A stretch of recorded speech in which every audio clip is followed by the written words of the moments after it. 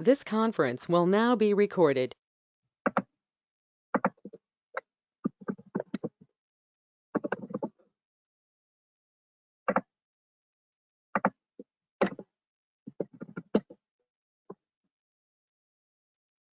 Okay, restaurant has food.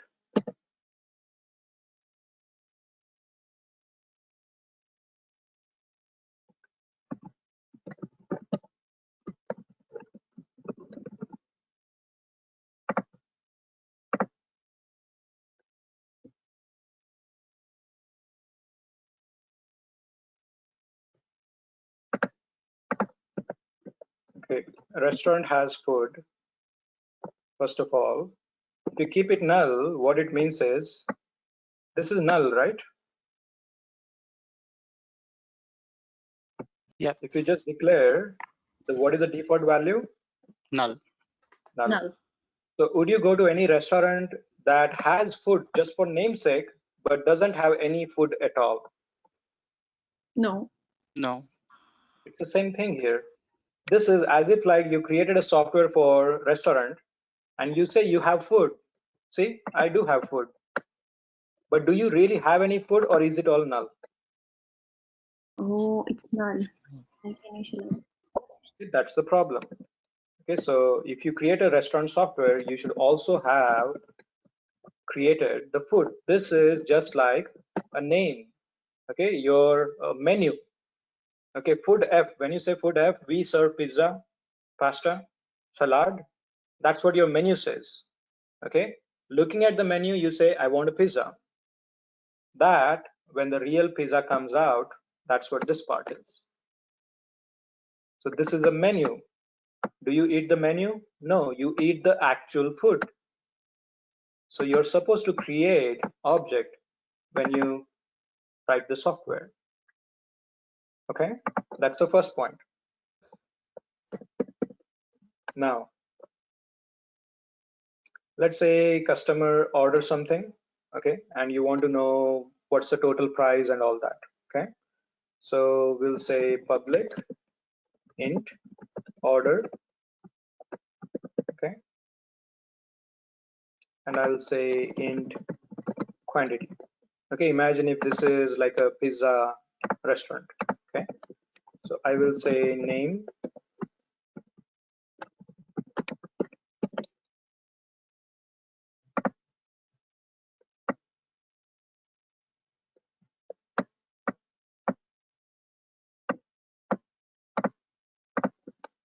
and there is a price. Okay, let's say this is $10. Okay, now quantity is what the customer tells you. Okay, customer says I need 5, I need 4, I need 6. Okay, now would you want customer to tell the price as well? Okay, when you go to, imagine if this is you, the customer who is ordering in a pizza restaurant. Okay, do you give the price along with the quantity on how much pizza you need, or you just say I need 5 pizza? Just 5 pizza. Okay, so the input to the order method would be just quantity, isn't it? Yes. Okay, you restaurant has food, and what does food has? It has price, isn't it? Yes, sir. So indirectly, does restaurant has price or not? It does. Yes. Restaurant has access to its food and food has access to its price. So restaurant class does not need the price of the food as the input. Okay, the reason we just take quantity is because restaurant, you don't see price here. And for that reason, what you guys have been doing is you're passing both. You're passing price and quantity both. That doesn't happen in any usual restaurant. You just tell I need 5 pizza. You don't say I need 5 pizza and multiply that by $10. You don't say that. A restaurant knows how much each pizza sells for. It knows that. How does our program know? A restaurant has access to food and food has access to price. So in this place, you can actually access the price of your food. Okay, you don't need price here. Okay, now technically what you do is you do something like this. Total quantity equals F dot price. Is this variable part of the same class? Yes. Yes. So you can access F variable. You cannot access F variable outside this class directly, right? If you want access to food, you have to create a restaurant object and then you say variable.f. Okay. Since both these variable and method are part of the same class, you can just say f.price. Okay. Now that you have the price times f.price times Quantity. quantity. Now, do I have the total quantity, total price? Yes. I will return that. Oh. Okay, so customer gives the input as 5. I need 5 pizza. Okay, the restaurant will talk to the food program and get the price for that food. That's what we did here. We multiply that with whatever quantity the customer program is going to send us. Okay, when we multiply that, when you see equal sign, the right hand side is processed first. So this will come down to 10 times whatever the quantity was sent from the customer program. That multiplied value gets assigned to the left hand side, which is total price. Okay, now from customer point of view, what does C? You can return any one of them. You can return f dot price. You can return quantity. Okay, you can return all three. They are all integer, isn't it? Total price, is it integer? Yes. Quantity, is it integer? Yes. Yes. What is price? Is it integer? Yeah. Yes. Yeah. This method is supposed to return integer. So I can do this. Is there any error if I return quantity? No. No. But is it logically correct? No. No. Go to a restaurant and you say 5 pizza.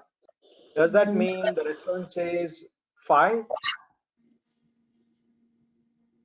No, it will multiply 5 times the actual price of pizza, isn't it? Yes. So that value 5 times the actual price of pizza is stored in which variable? Is it stored in this or this or this? In the total price. In the total price. See, programmatically, none of these are errors. You can write return quantity, no error. You can return f dot price, no error. But logically, it is not correct. Logically, total price is the variable you are supposed to return back to customer to tell them this is how much it will cost you if you order these many pizza. So that's what you need to learn next. You need to learn how to blend in your technical knowledge with the actual logical part of your software. Okay, what makes sense? Do I return price? Do I return quantity? Do I return total price? Okay, so this was not really any programmatical decision, right? Isn't this your everyday task to know how the real world works, right? There was no programming entity involved here. This was just a common sense, your day-to-day activity that you do. When you go to a restaurant, when you go to a shopping mall, that's what you do. If you buy 5 t-shirts, it don't cost you $5 just because you ordered 5. It will cost you 5 times that t-shirt price, isn't it? Yes. So you have to apply that knowledge into this thing. You know all the rules. You know if the return type is integer, you have to return any variable which is of type integer. Int total price, int quantity, int price. You could return any one of them, but it doesn't make sense logically. So first thing to learn is you have to initialize your global reference variable. If you do not do this, there is a restaurant that has a menu but does not have any food. Mhm. Food is null, meaning nothing. Mhm. That's your first point. The second point is the logic part. Now the logic should be applied based on whatever technical knowledge you have. Okay, how to multiply, how to assign the values, how to initialize the values, what should I return.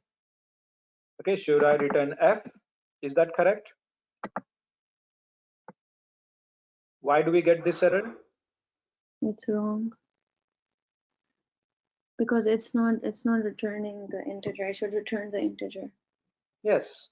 What is the data type of f It's a object. Reference. and what is that reference? It's Food. Food. F is of type food. Mm-hmm.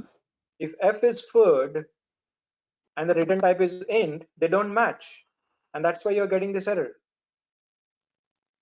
Okay, if f is food, you should return food. If f is int, you should return int. This line error is because they don't match. F is not integer, it is food. Okay, however, total price, this will match. Total price is integer, it matches the return type integer, so you're good. Okay, that's the next point. Now every time you guys are testing the program, you're doing a small mistake here. Okay, let me write something different here. Public int get food price, and I'll say return 10. Okay, so this program, restaurant program, has access to food, and food has a method called get food price. Okay, so this is how you do that. I have a quick question, sir. So on the res restaurant class here, on line number 8, you write return f dot price. So when you wrote this get food price, before it was like f dot price. So how will it return the total price? It will only return the value of f dot price, but it's not going to return the total price, right? Yes, Yeah, okay. like I said, technically they all sound good, but logically it doesn't make sense. Right, okay, yes. Okay, so if you buy 5 pizza, each costing $10, they won't charge you $10, they'll charge you 10 times the quantity 5. Okay, so I was just giving an example on why this is not correct, even though it will allow you to do that programmatically. Okay, program allows you to do that because they are all same type. If you do this, program doesn't complain. Okay, you Yeah. have to return integer. Is quantity variable an integer? Yes. Yes. So that's why program doesn't complain. But does that Right. make this logically correct? No. Okay, so that was my point here on these two lines. Okay. Thank you. Okay, all right, so let's see what you guys have been doing is when you're testing your project, your application, you're creating this object, you're creating all sort of objects, as many programs as you have. Okay, take the address. Okay, this is a popular program that you guys all have. Restaurant has address, isn't it?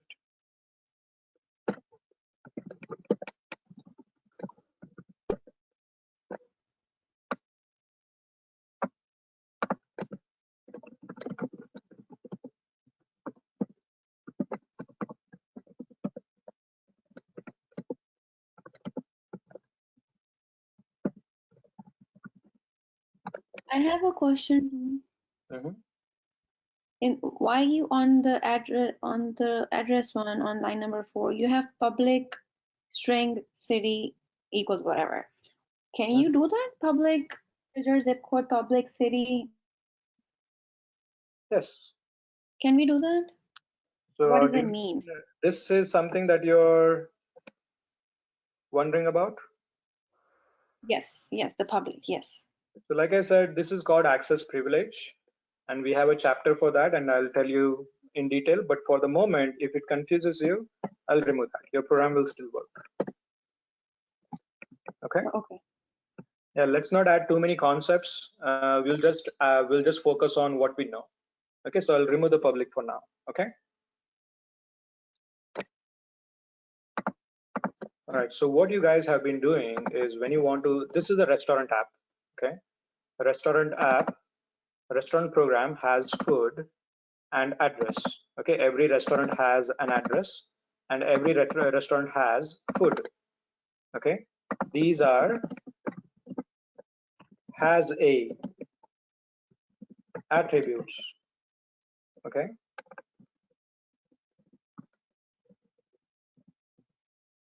these are does. Restaurant does take order. Okay, these are more of a behaviors, right? Activities. What is the activity of a restaurant? Taking orders. That's the activity, isn't it? So that happens to be your method, and this happens to be your global variables. Okay. Now, what mistake you guys have been doing so far is when you're testing the restaurant program. Restaurant application is made of 3 programs together: food, restaurant, and address. Okay. And this is the program you wrote to test your project. So the mistake you guys have been doing is you create restaurant.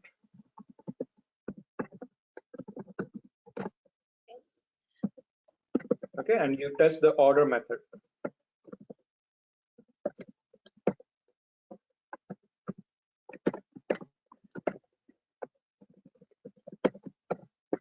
Okay.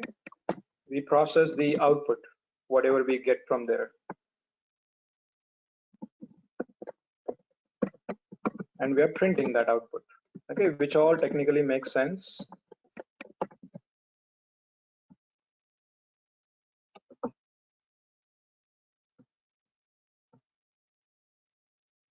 Okay, it gives me 50. Okay, Yeah. the order quantity I'm sending is 5. Okay, I'm sending the order as 5, the quantity as 5, and the restaurant app is actually multiplying your input 5 with the price of the food. Okay, it multiplies and gives you 50. Okay, this all sounds fine. Now, when you want to print the city, the zip code of the restaurant, you guys are actually creating another address object. Yes. You want to print city, you guys are creating another address object. That is wrong. Yeah, that's how I did it. Okay, all of you did that. Okay, all of you did that. Now here is the question: whose address are you interested in? As a customer, whose address are you interested in? Restaurant. Restaurant. So shouldn't this information be part of restaurant and not separately created? True. Okay. Here is what you need to understand. This is the customer program. Customer program created address. So here is the question: is customer creating address of the restaurant, or restaurant already has some address associated with that? Restaurant does have address associated with it. Customer don't have to create that. Right. So when you go to a McDonald's or something, you don't come out of create an address out of thin air. You don't create address. You look for the address of the restaurant, isn't it? You look for the address of that restaurant. You don't create an address of your own. That's what you guys have been doing here. It's as if like you are creating an address of your own. You don't have to. The restaurant has an address, isn't it? Yes. So here, to access this address, A dot. What do we have to do in this class? A dot. Yeah. Okay, so this is how you look at. You want zip code of the restaurant. Okay. Now we have access to restaurant variable here, isn't it? Yes.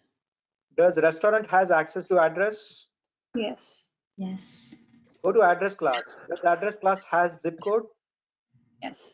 Oh, Yes. yeah. So you have the connection all along here. Okay, R you dot. have the variable R, which will give you address to the address, which will give you access to the zip code. Okay, so first question, if I want to access this variable, okay, if I want to access this from here, how do we do that? So R that dot. will be Dot R operator. dot. R dot A. R R dot dot A. A. Okay, so the first question you ask is the variable A in the same class? No. Yes. Okay, it is in the restaurant class. It's not in the customer class. Okay, so if it is part of restaurant class, you need a reference variable to restaurant, Right. Which which we you already already did. created there. Yeah. Okay, which you already did. So it's Yeah. just a matter of saying using that variable R. Dot R A. dot, what do I write here? A. A. Dot zip code. Okay, I need to write R dot A. I shouldn't write R dot address. R Right. dot A. Address Okay. has been A. Right, so it makes totally sense. Now see here, if I have a int age equals 10, okay, and if I want to access that in this program, I would write int r dot, Age. sorry, sys out r Age. dot int. Age. Does that No. make Age. sense? No. Okay, I can't say int. I have to say r dot age, right? Yeah. R dot age or primitive value. Yeah. Variables. Yeah. Okay, that's how you say it. Similarly, compare that same thing with the address variable. Compare that same thing with the address variable. Even here, you can't say r dot address, That's just fine. like you couldn't say r dot int here. Okay. Okay, Yes. Makes int sense. age, address A. Mhm. Okay, int age, address A. A. If you say r dot int, it won't work. If you say r dot address, it won't work. Okay, so data type is not how you access variables. You access variables by their names. Okay, you're not allowed to say r dot int.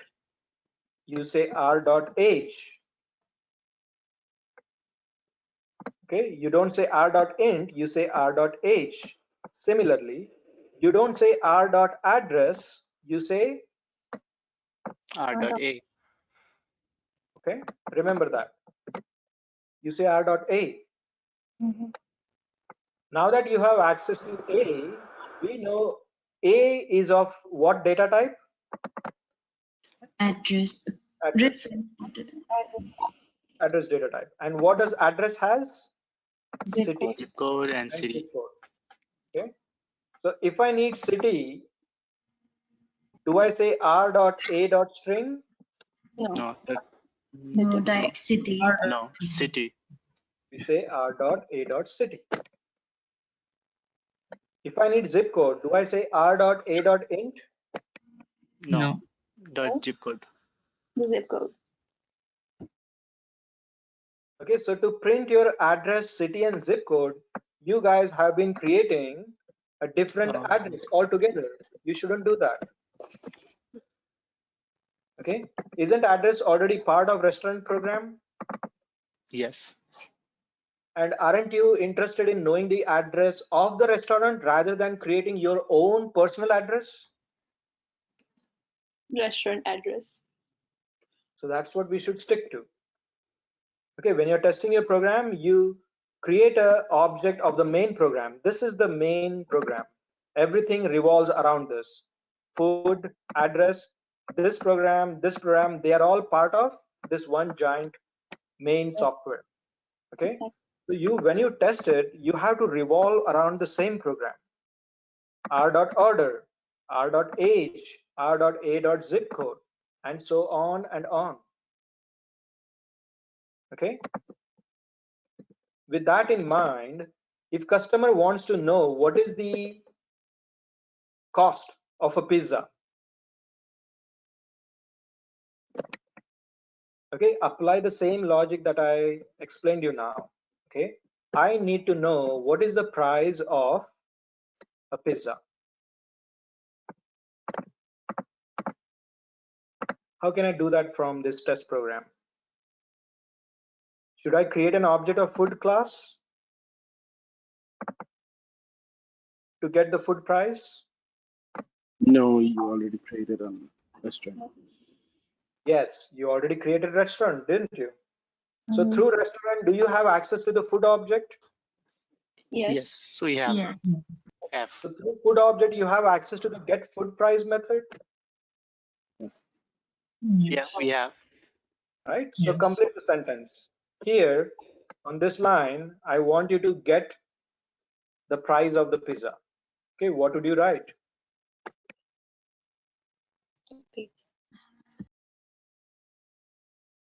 R dot F. R dot Very good. F dot F name. Very good. get food price. Get food price. That's it. Now, when you call this method is returning you the actual price. Did you process that? Mhm. no. No. Process it.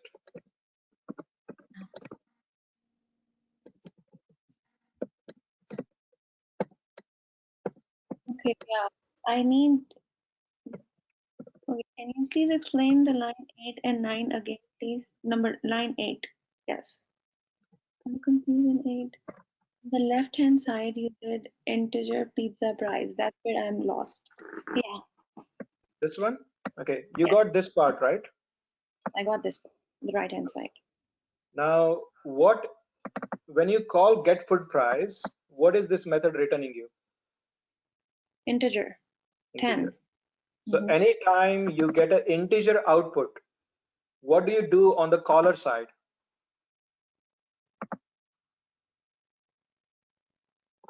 If a method returns you integer, what do you do here?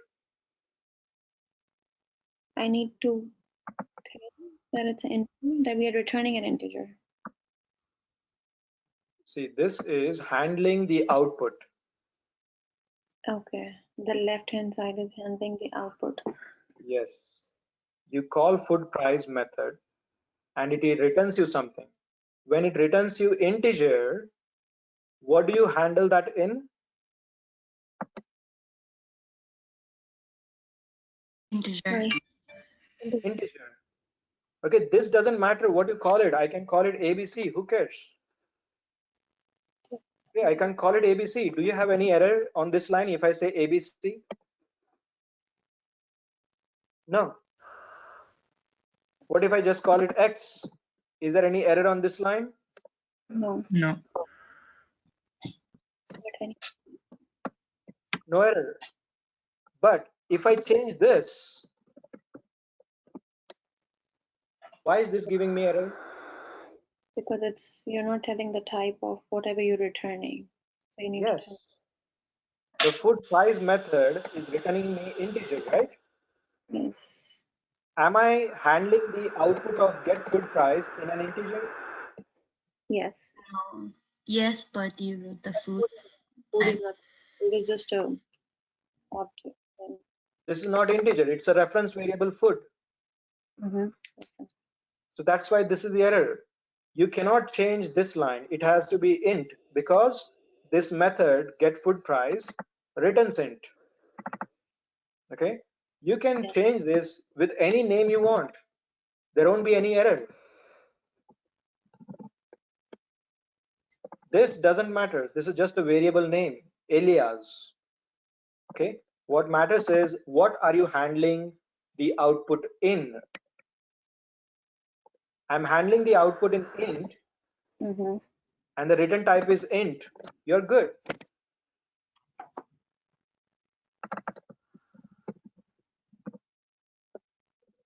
I'm handling in restaurant when the food price is returning me int. Now you're in trouble. Okay. In fact, this error message will tell you everything. Mismatch. Cannot convert from int to restaurant. Yes. This method is returning you int. And here, the Java, the Eclipse software is trying to convert your int to restaurant, which is not the same. So that's why we call int. Okay, here, this part is just a name, alias, whatever you call it, it's fine. I wrote it pizza price just to be more precise on what the value represents. Does that make sense? Yes.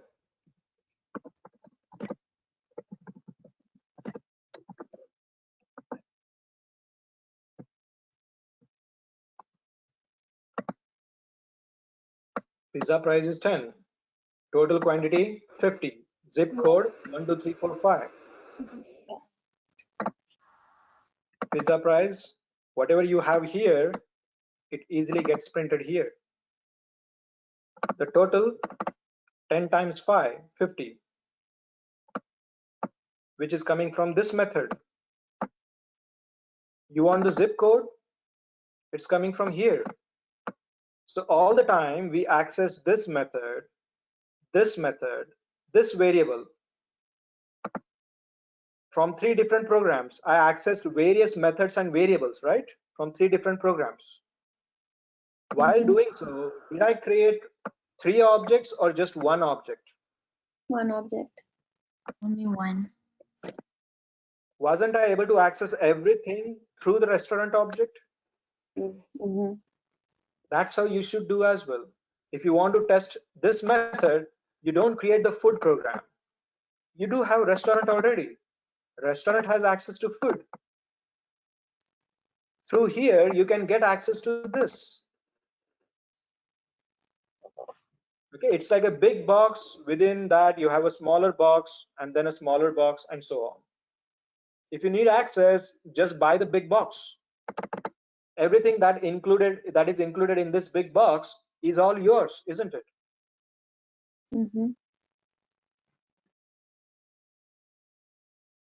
Okay, that's how you need to think about this. Everything is connected. If you have the main program, if you have the first person in the chain, you get access to everyone. Through restaurant, you get access to food, to address, and food's price, food's name. You get access to everything.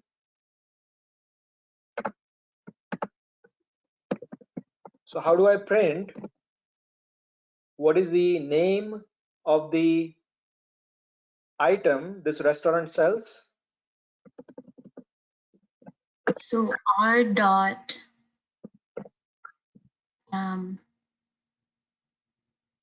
F dot name. F dot name. That's it.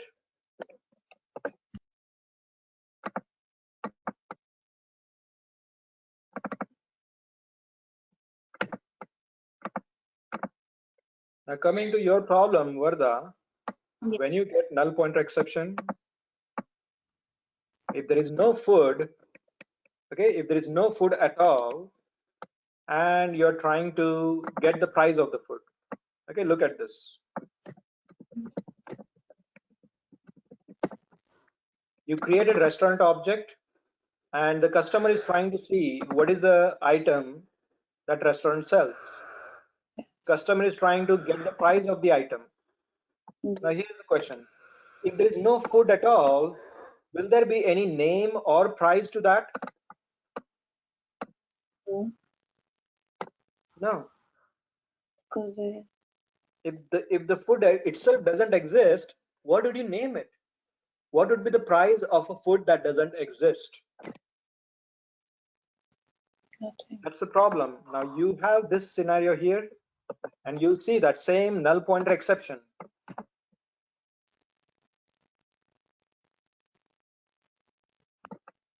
Oh yeah. Null pointer, meaning your program is pointing to something null. Oh, which is the food F. The name itself clearly tells you. Exception meaning a problem, error. Okay? Exception means error. The message itself, the name itself tells you everything. It is saying your program is pointing to something null. See? My program is pointing to r.f.name.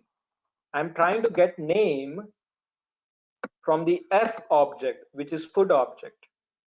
Mm-hmm. And there is It no happens food. to be null, right? Mm-hmm. True. F is null. If f is null, what name can you get from the null? What But price can you get from the f? So at this line, you are pointing to something null. The message is clearly written along with the exact line number. If you guys are wondering, this is scary, red, your program crashed, your program failed. It's throwing in your face with bright red, bold colors. Now here is the thing, how do you know where the problem is? I have so much code here, here, here. I have so much program code. Where is the exact problem in all these dozens of lines? This is your best friend here. The error is in test customer program. Which line number? 6. 6. If you click on this, it will take you exactly to the line where the program is failing. Mm. The program is failing right here. So now you should wonder, is R null? Oh, it's telling line number 50. Okay, here is the question. Is R variable null? No. It's a It's a reference to the restaurant. not How null. can you initialize that? It has an object. What is an Yeah. object? If you initialize, will it be null? No. No. Oh, If you don't initialize, will it be null? yes. Yes. Yes. There you go. So if the program error is on this line number 6, first question you ask, is R null? No. No. Then in the R program, you have something called F. Go to the restaurant program and see for something called F.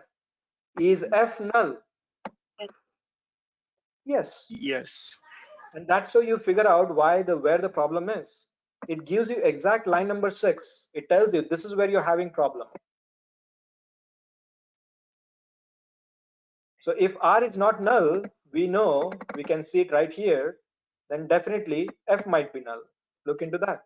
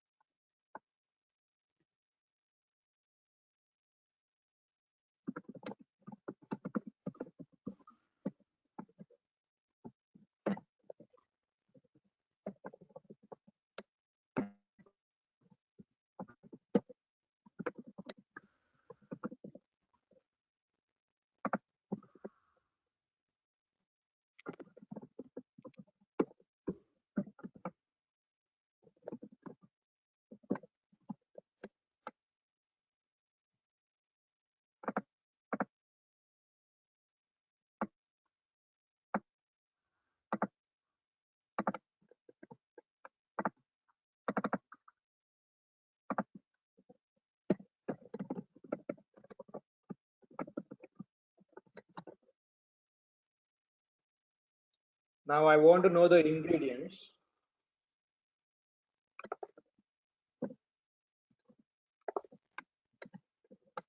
What will it print here?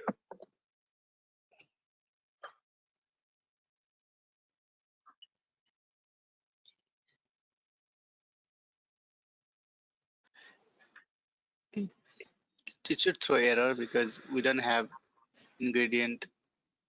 We haven't Reference. created the reference variable for the ingredient. Yes.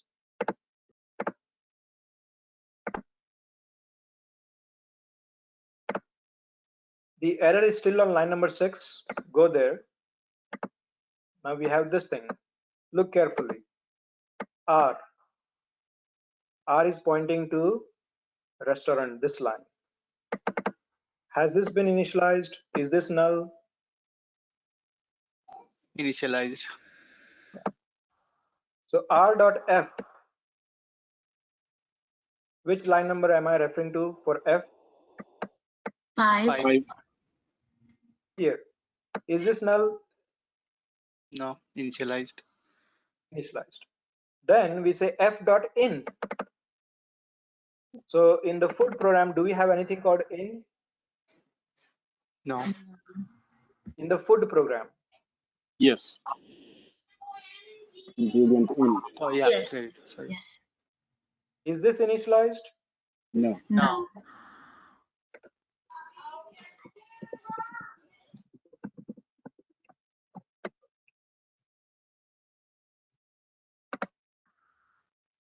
Any errors?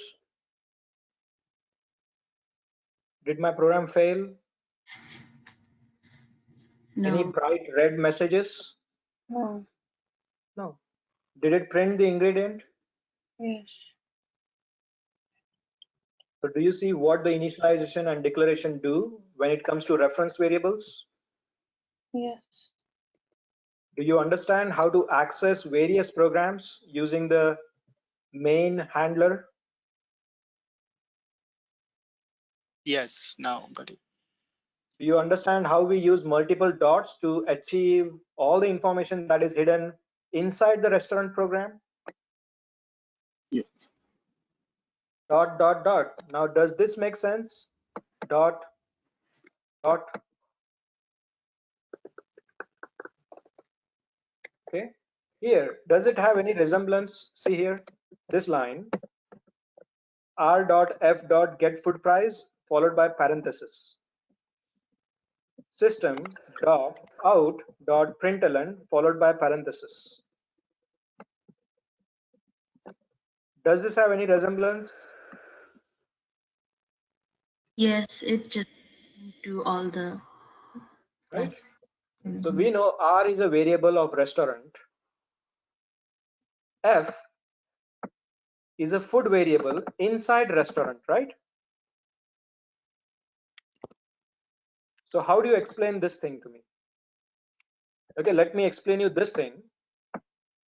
And you can try to explain me what is this system.out.println. What line, since day one, you guys have been using this line, right? Do you know what that line is? Let's see. R is a restaurant variable. F is a food variable inside restaurant. You guys with me? Yes. R is a restaurant reference variable. Then comes F. Inside restaurant, we have F food variable. Then comes get food price. So inside food program, do we have get food price? Yes. Set food we have. Is that a method? Yeah. Yes. Because it has parentheses. It's a method. So what would you say this line is? So the system is a, and out is in the system program, and we're connecting to the println that's inside the out. Okay. First of all, what is out? Is the price? Out is? Output. Okay, explain this. What is F? Out is variable. F is a variable in which class? Restaurant. Class. So you say F is a food variable in the restaurant class, isn't it? Yes. Yes. What would you say out is? It's a variable of like system class. Out is a variable in system class, yes. What is get food price? It's a method. Method name. Method in which Inside the class? food class. Good. What is println? It's a method of inside the like Method output. name. Inside this program. Inside the output program. Okay, so that's what this is. Out inside system class, and println is a method inside this. Just like our example. F is a food inside restaurant class. Get food price is a method inside F class.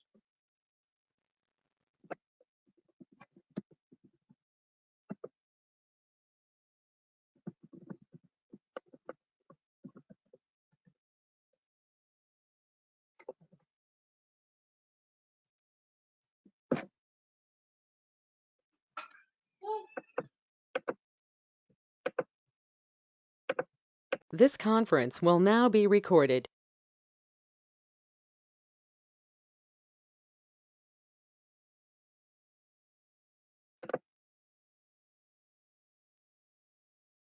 Okay, Ahmed.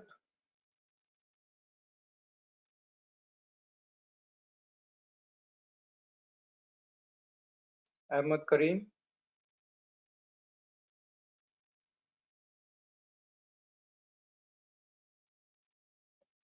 Anusha.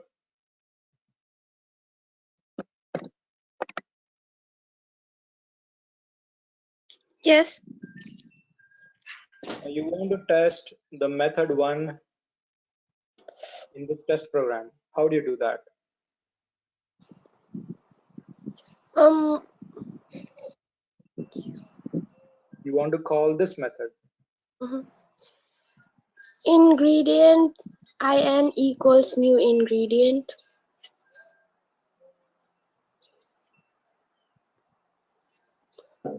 Ashmita.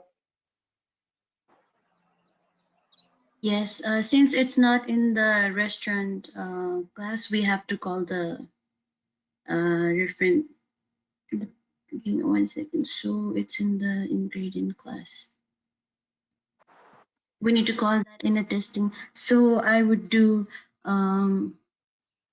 method m equals to new method 1. No, I'm sorry. Ingredient I equals to new ingredient. I'm sorry, to call So the your method. requirement is No, you need to go to a Domino's Pizza restaurant, and you're asking something about an ingredient.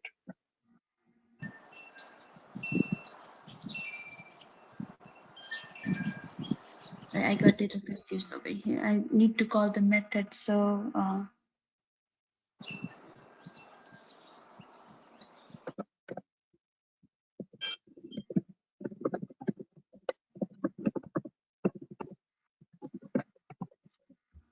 Call this method. Again, like what I told you, you shouldn't directly call them. it's in the different class. So we need to call the ingredient class first. So we need to give the reference for the ingredient.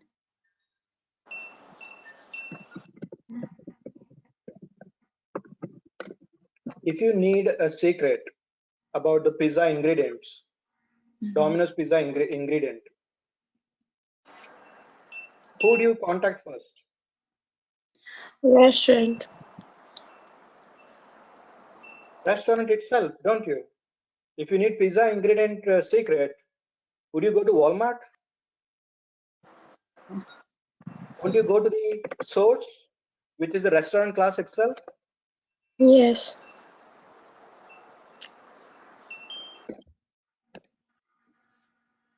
So how do I call method 1 now? And we can go to the food class. So what do I write? F dot in dot What was that? method 1. F dot Okay, repeat again. F dot in Bhatta? Here we have to do r dot f dot in. Okay. Then we call method. Then it's in there. So that method 1, Method 1. and we can give here to the left side string. Say for example, C equals to, and print C. Then system out dot and then print C.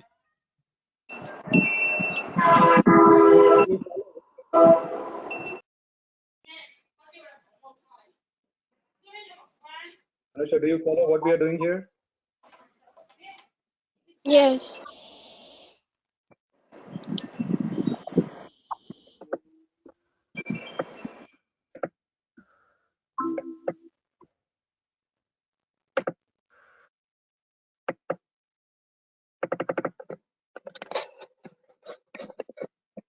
Now this is what assignment I gave you. Okay, now that you know how these things work.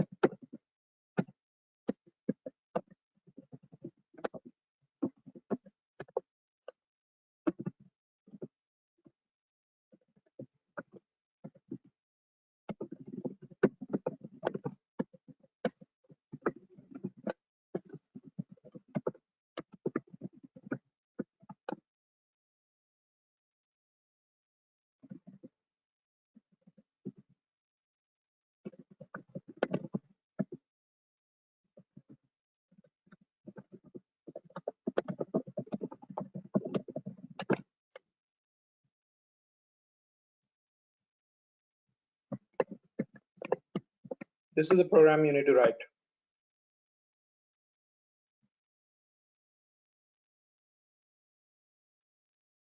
Remember what I told you today? How programs are connected and how to access information that is part of the major program, how to process the output. Do this assignment.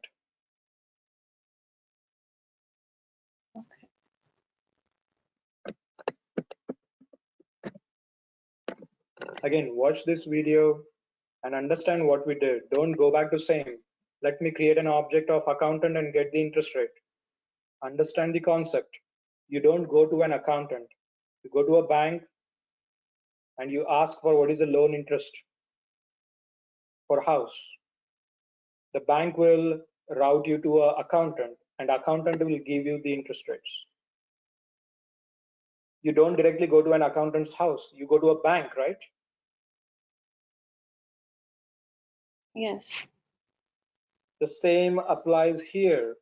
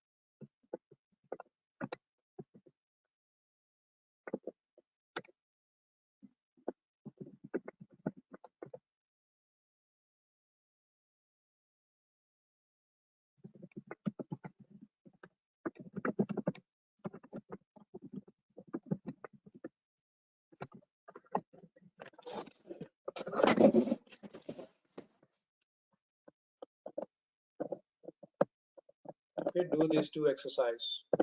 These are two simple project which deals with enough programming and methods, and it also uses the concept that we taught today.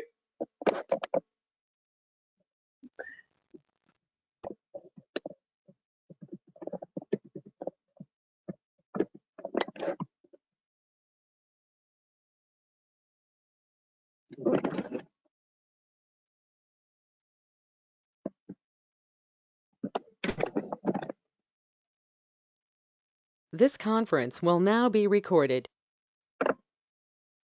For starters, I'll give you some simple mathematical this thing, okay, to write logic. To write a logic, I'll give you simple mathematical training, okay.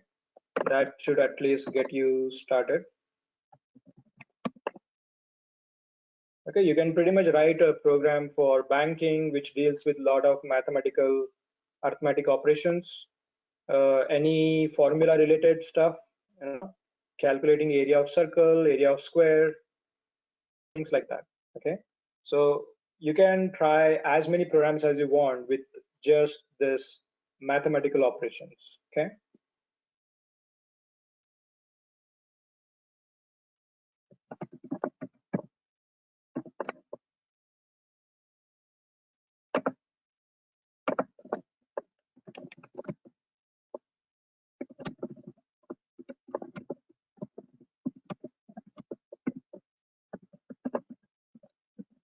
Now imagine if this is a simple method. Now the customer, the test program, will pass the input to this add method, isn't it? Who will be sending values to these two parameters? Students. That's true. The test program, the caller. Okay, whoever calls add method, they will pass two integers, two numbers. Okay, in this program, we are going to write the code for that.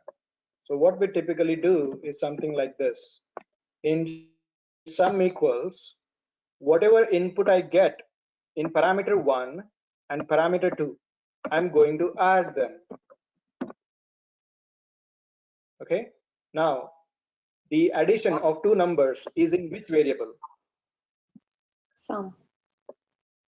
Sum. So this method is supposed to return int.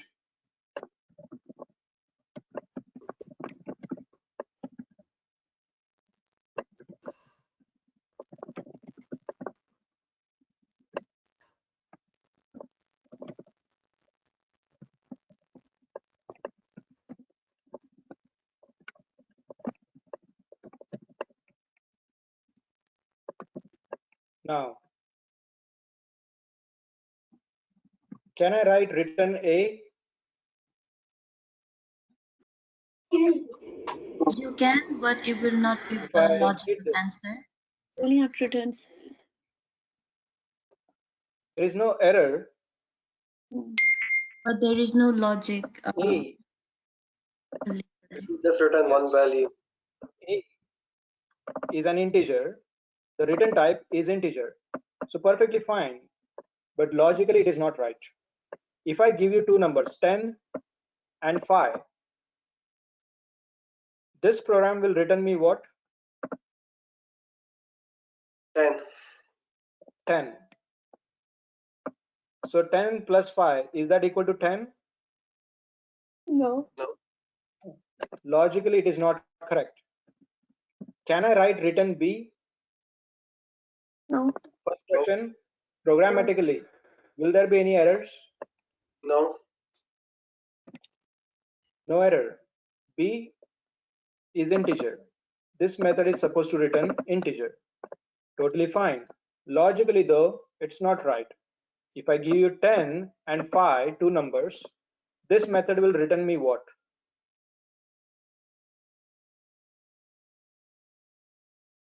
5. 5. It will return you 5. The second parameter, the second input is what it will return. Logically, it is wrong. Can I write D? No. Any problem with D? Programmatically, any problem with writing D?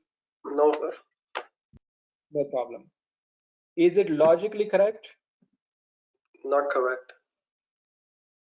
It's not. If I give you two numbers, 1 and 2, will it return me 3?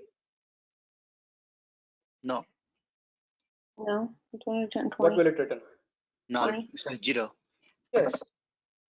Okay, it will return 20 because D is equal to 20. Mm-hmm.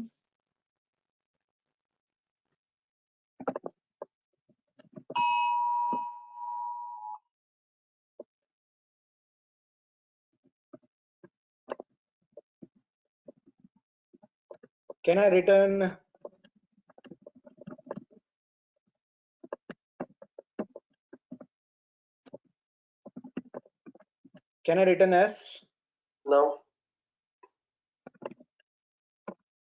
Not Is at it a all. programming error, logical error? It's a programming error. It's a programming error. S is a string.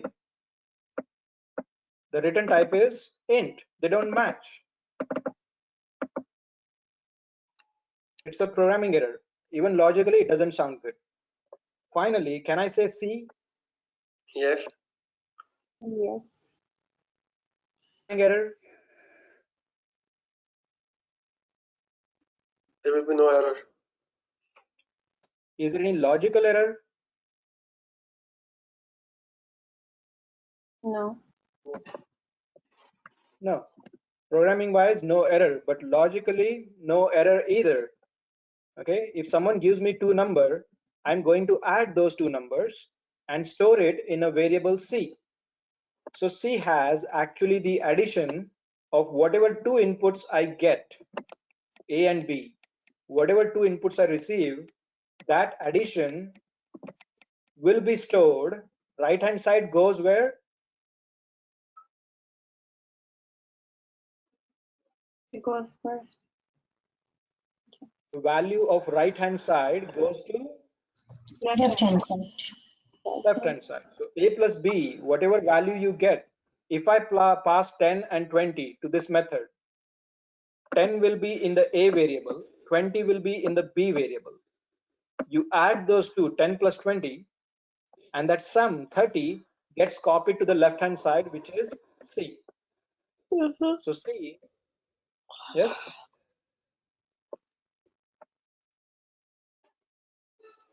okay.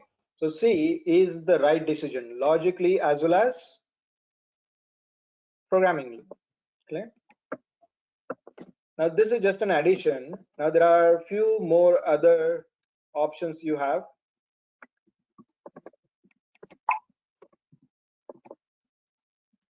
A plus B star basically multiplies minus, it will minus B value from A or divide by. You can divide A by the value B. Okay, all those values are right here. These are basic operations that you can use. Okay, for example, the banking example I talked about, simple interest. What is the input you need for simple interest?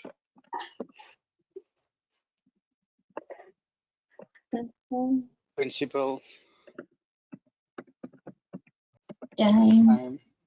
time, and rate. So formula wise, you multiply principal with time with rate, and you finally divide by 100, right? Yes. So you can do like this.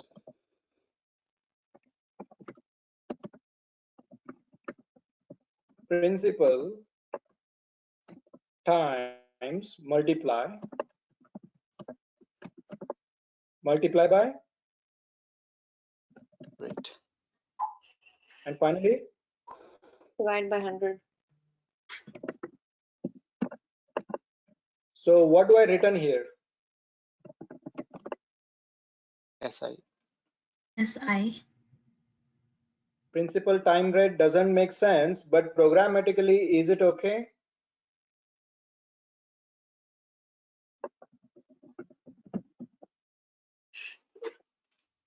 Yes. No errors. It will just Okay, return it one. is wrong. Now,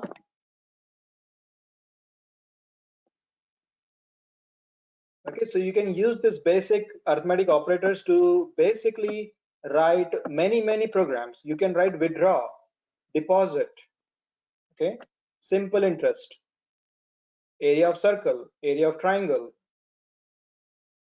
any formulas. Okay, with this simple thing, always remember right hand side you have the expression, you solve it and assign it to the left hand side variable. Right hand side you have an expression, arithmetic expression. When this gets solved, the answer will be copied to the left hand side variable si. So if I call this method and pass values as 1000 times 10 times 10, if this is what I call, okay, I can call this method like this, right? Simple interest and pass 3 integers. Okay, if I'm calling this method, I take this method name and pass 3 integers. And when I pass this, the 1000 value goes to this variable, 10 value goes to this variable, another 10 value goes to rate. Okay, so 1000 goes here, 10 goes here, 5 goes here.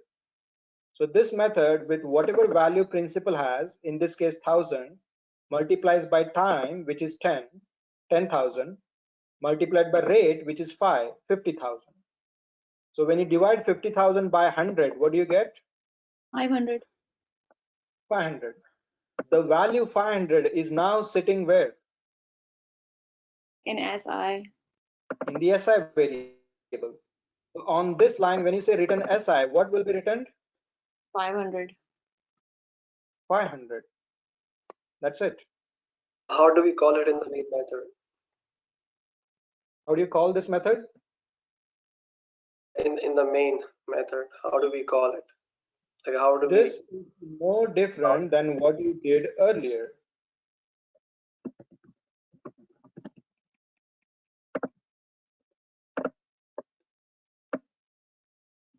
Again, just because you're writing different program doesn't mean it will change how you call methods.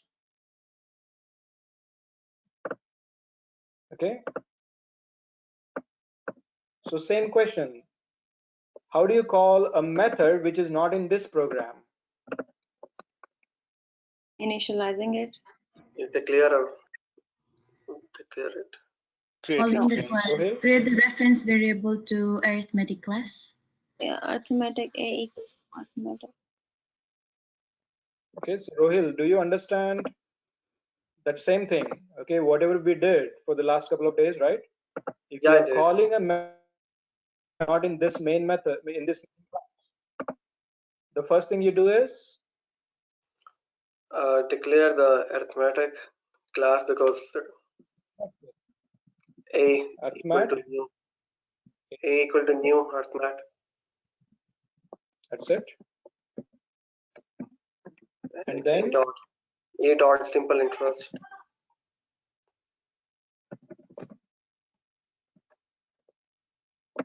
Then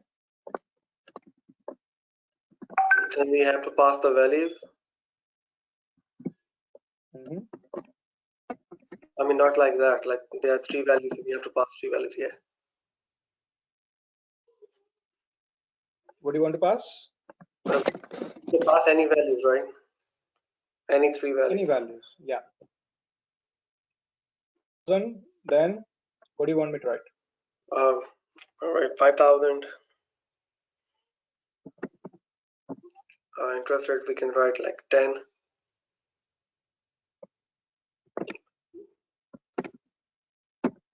And then what do you do? Then we assign it to a value, like we can take long because the number might be bigger. Long output equal to, and then we s out long output. Sorry. That's it. There you Okay, you got the answer. go. Yes, sir. Okay, now remember one thing. You see, just for the clarification for the rest of the class, this is returning integer. We are handling in Long. long. Is that a problem? Mm, No, but Numbers? I think Capacity of the bytes will. it's not gonna fit.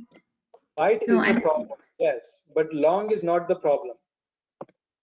The float is also not a problem, right? Float, double. Yes. Mhm. Okay, anything smaller than int is a problem. 1 2 3 4 5 6 7 8 Okay, short is smaller than int, isn't it? They're all numbers. Okay, int, long, short, byte, they all are numbers, right? Short is smaller than int, right? Yes. Yes. That's why the error. Byte is smaller than int, right? Yeah. So the error. float will not Int, this is the ideal scenario. Int, no problem there. Long is not a problem either because long is also number. It can actually hold much bigger number than what integer can send. Okay, integer can, what is the value that integer can hold? The maximum value? Does anyone recall? 32,000. Byte can hold up to 128. Short can hold up to 32,000. 32,000. Int 2 billion. Billion, I think. long Trillion. trillions. Okay, so if the other method is returning me up to 2 billion number, can it be stored in a long variable? Yes. Yes, it can hold a lot bigger than 2 billion, isn't it? Yes. So that's why when this method returns int, it can be easily stored in a long because this is capable of storing much bigger number. Complain. But when you do short,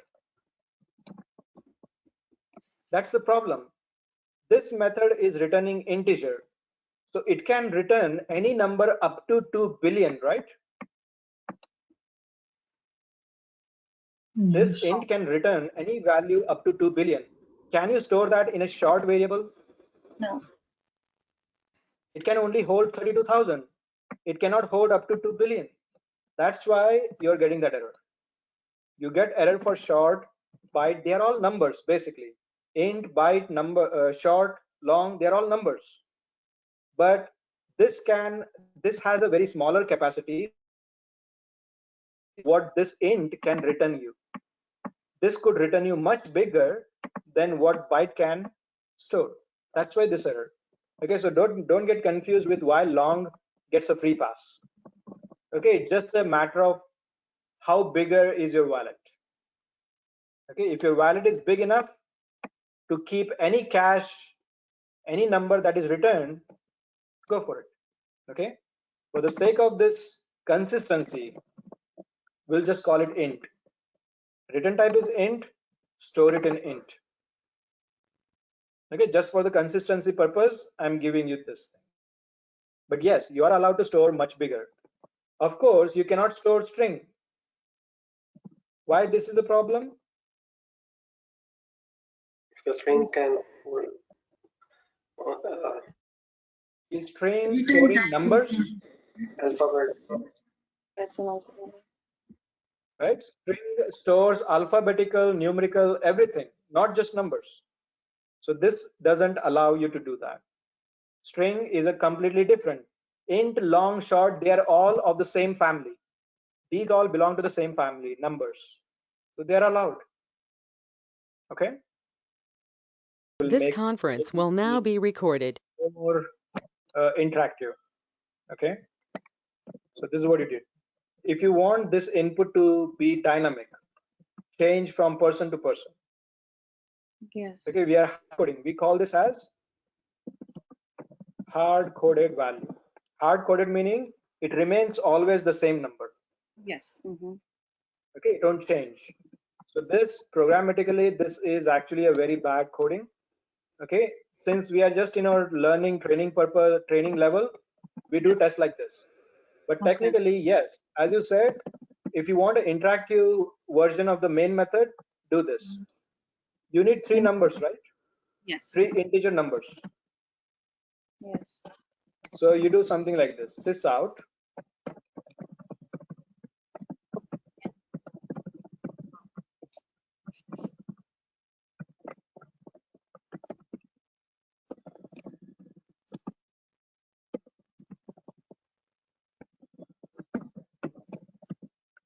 Enter principal.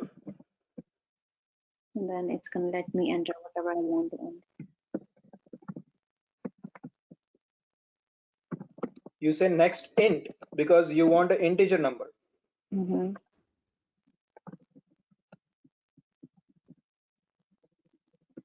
So you have Enter time. three integers. Store that in a time variable. Okay. You have to do 3 different. Enter rate and store that in a rate variable. Okay, so you have 3 variables now. Here, all the values that you get, you can pass it to the other method. Now what we did is, what does system.out do? It just print. It's just.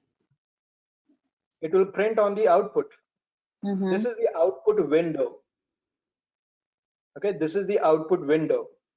If this is what system.out does, what do you think system.in does? We type in, we put in the information, and then it print up. Yes. Okay, you give the input. The input is given in the same output window here. Okay, so far it is just doing system.out, meaning in this window it is going to print everything.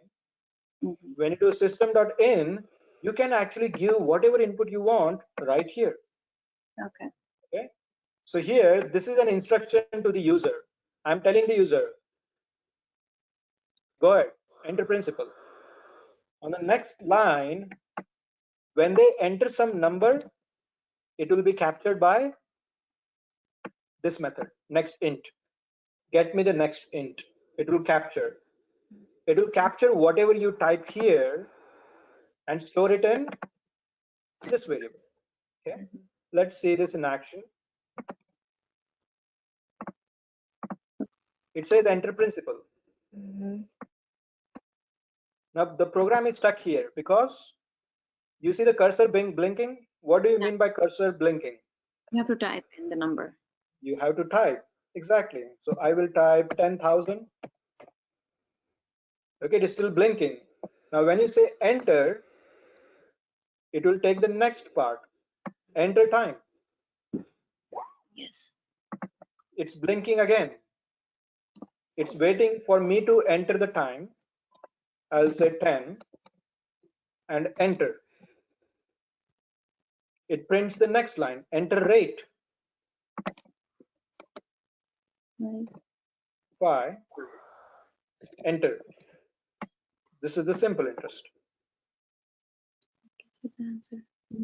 Okay, so you can make this. This is common. Okay, anytime you want a live dynamic output from the customer, for the time being, you can use this line. Okay, you can do something like this. Enter pizza quantity. Okay, and you can say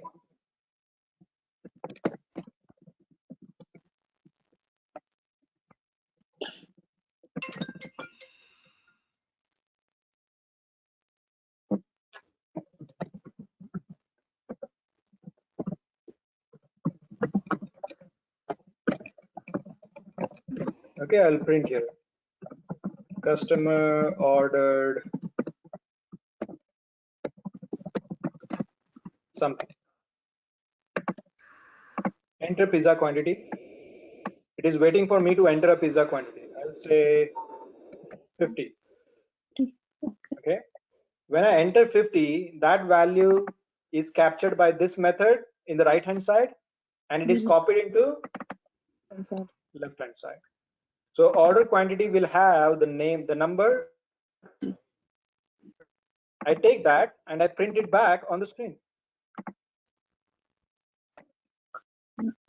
Customer ordered 50. Okay, so I'll give this code if you guys are interested in making your programs dynamic. Okay, and not the usual hard-coded values.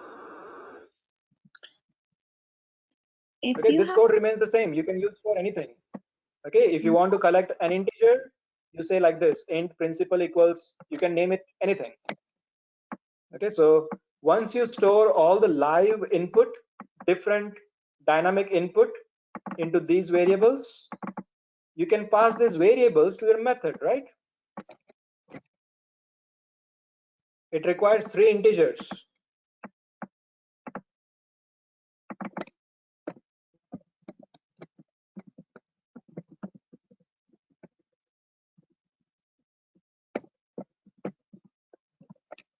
Okay, this method requires 3 integer: principal, time, rate. I'm passing ptr. Is that okay?